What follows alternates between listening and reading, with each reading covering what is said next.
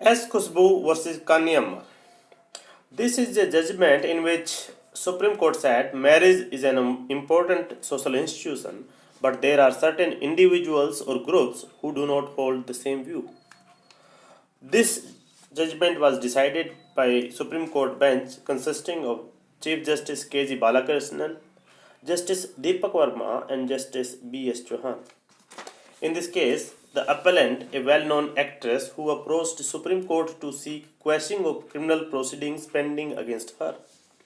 As many as 23 criminal complaints were filed against her, mostly in the state of Tamil Nadu, for the offences contemplated under Article 499, 500, and 505 of the Indian Penal Code 1860, and Section 4 and 6 of the Indecent Representation of Women Prohibition Act 1986.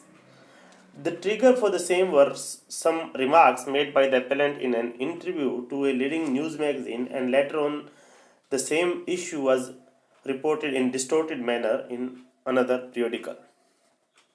In September 2005, India Today, a fortnightly news magazine, had conducted a survey on the subject of the sexual habits of people residing in the bigger cities of India. One of the issues discussed as part of this survey was the increasing incidence of premarital sex.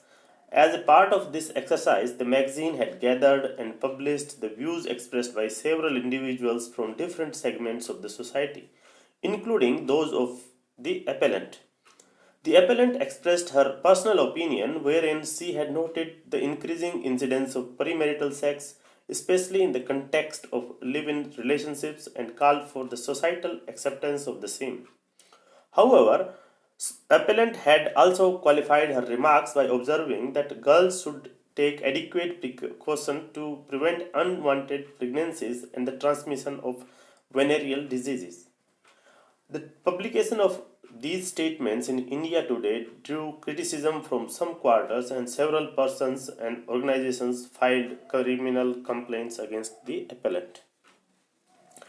In this case, Supreme Court held that while an informed citizenry is a precondition for meaningful governance in the political sense, we must also promote a culture of open dialogue when it comes to societal attitudes.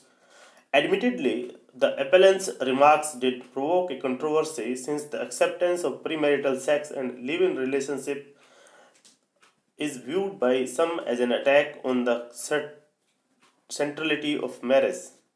While there can be no doubt that in India marriage is an important social institution, we must also keep our minds open to the fact that there are certain individuals or groups who do not hold the same view. To be sure, there are some indigenous groups within our country wherein sexual relations outside the marital settings are accepted as a normal occurrence.